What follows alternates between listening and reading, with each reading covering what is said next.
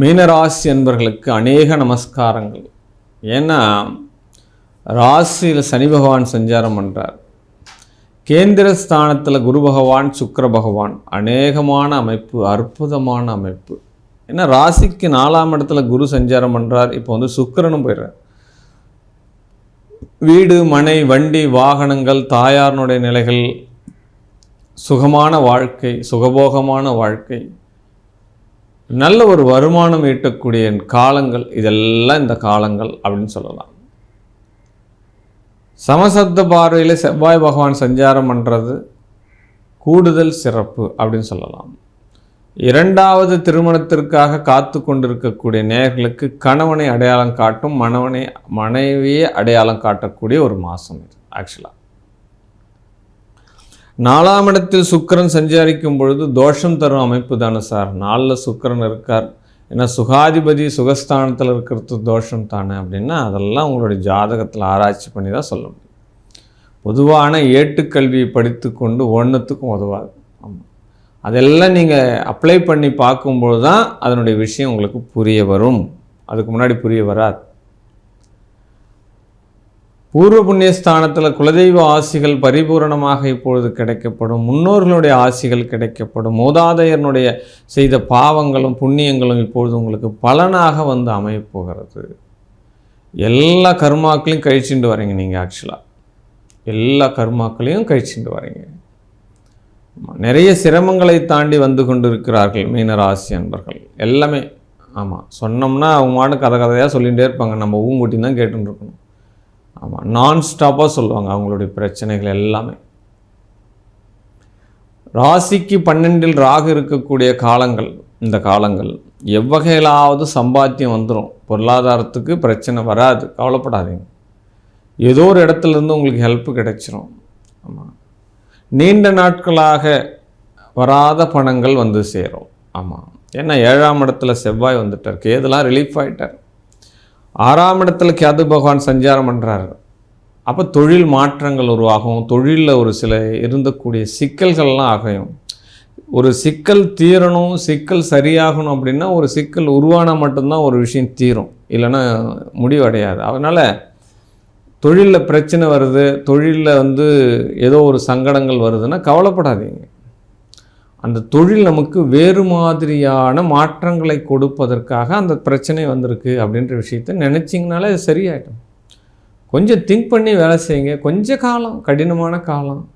இவ்வளோ காலம் நம்ம பைபாஸில் வந்தோம், இப்போ கொஞ்சம் முள்ளும் கரடுமாக இருக்குது பாதை, நடந்து போக வேண்டியதுதான். அது சரியாயிடும்ன்ற விஷயத்தை முதல்ல எடுத்துக்கோங்க. பயப்பட வேண்டிய அவசியம் கிடையாது மீனராசி என்பவர்களுக்கு.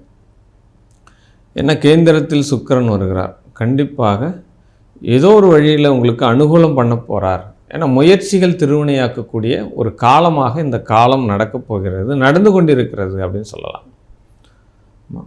மதம் சார்ந்து இனம் சார்ந்த நண்பர்கள் உங்களுக்கு உதவுவார்கள் அப்படின்னு சொல்லலாம்.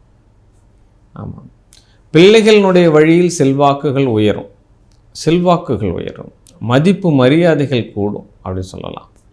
ஆமாம், தந்தையில் வழியினுடைய யோக பலன்கள் கிட்டும். தந்தை ஏதாவது ஒரு இடத்துல இப்போ உங்களுக்கு உதவி செய்ய போகிறாங்க. தந்தையினுடைய ஸ்தானத்தில் இருக்கிறவங்க உதவி செய்வாங்க. ஒரு நல்ல நண்பர்கள் உங்களுக்கு உதவி செய்வாங்க.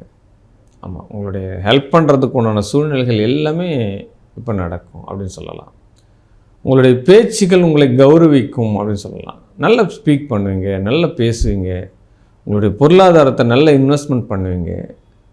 தேவையற்ற செலவுகளை குறைத்து கொள்ளுங்கள். தேவையே இல்லை, நம்மளுக்கு வந்து அலங்கார செலவுகள் வேண்டியதில்லை.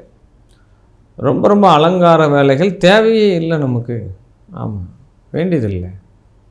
ஊரார் மெச்சிக்கணும், உலகம் மெச்சிக்கணும், அவங்க மெச்சிக்கணும், பக்கத்து வீட்டார் மெச்சிக்கணும், அவங்களுக்கு இருக்குதுன்றதுனால நாம் அதை வாங்கிக்கணும், எந்த விஷயமும் கேர் பண்ணாதீங்க. ஏன்னா 7.5 சனி போயின்னு இருக்கு. ஆமாம், எந்த வகையில் எல்லா வகையிலும் லாக் பண்ணுறதுக்கு உங்களுக்கு தயாராக ரெடியாக ரெக்கராக இருப்பார். இருந்தாலும் செலவினங்களை குறைத்து கொள்ளுங்கள். ஆமாம், அளவுக்கு அதிகமான செலவுகள்லாம் வேண்டியதில்லை. அதெல்லாம் ரொம்ப ரொம்ப கவனமாக இருங்க அப்படின்ற விஷயத்தை மட்டும்தான் சொல்லப்படுது. ஆமாம், காவல்துறையில் இருக்கிறவர்களுக்கு வெற்றி வாய்ப்புகள் அதிகமாக இருக்கும்.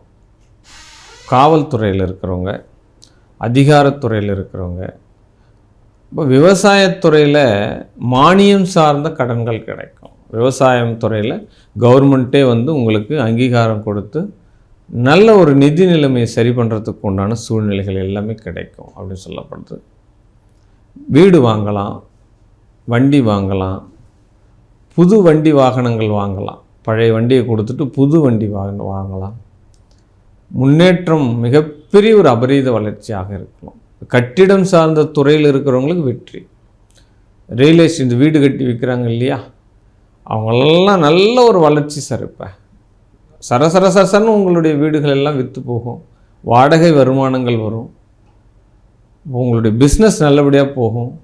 தொழிலில் வரக்கூடிய மாற்றம் இப்போது உங்களுக்கு மகிழ்ச்சியை தரும். சில காலங்கள்லாம் ரொம்ப நொந்து போயிருந்தீங்க, இனி படிப்படியான உங்களுடைய காலங்கள் மாறும், காட்சிகள் மாறும், உங்களுடைய வேதனைகள் குறையும், வெற்றி மேல் வெற்றி காண போகிறீங்க. இந்த மீன ராசி என்பவர்களுக்கு வாழ்க வாழ்க வாழ்க. ஒவ்வொரு மாதமும் நம்ம ப்ரொடக்ஷன் கொடுக்குறோம் அப்படின்னா சூரியனுடைய மையப்படுத்தி, ஏன்னா ஒரு ஜாதகத்தில் விதி மதி கதி, இப்போ ஒன்று விதி லக்னம், மதி சந்திரனை வச்சு பார்க்குறது, கதி அந்த சூரியனை வச்சு பார்க்குறது. இதனுடைய அடிப்படையில் தான் ஒவ்வொரு மாதமும் நம்ம மாத பலன்கள் பொது பலன்கள் கொடுத்துட்டுருக்கோம். இது உங்களுடைய ஜாதகத்தில் உங்களுடைய ராசிக்கு எந்த மாதிரி விஷயத்தை கொடுக்குது அப்படின்னா ஒரு 25-30% தான் இது உங்களுக்கு ஒத்து போகும். உங்களுடைய முழு பலன் நீங்கள் தெரிஞ்சுக்கணும் அப்படின்னா உங்களுடைய பிறந்த தேதி, நேரம், பிறந்த இடம் இது எடுத்துட்டாலே போதும். உங்களுடைய ஜாதகத்தை ஏதாவது டவுட் இருந்தாலும் என்னுடைய தனிப்பட்ட முறையில் இந்த வாட்ஸ்அப் குழுக்கு அனுப்பி உங்களுடைய சுய ஜாதகத்தை நீங்கள் தெரிஞ்சுக்கலாம். வாழ்க வாழ்க வாழ்க.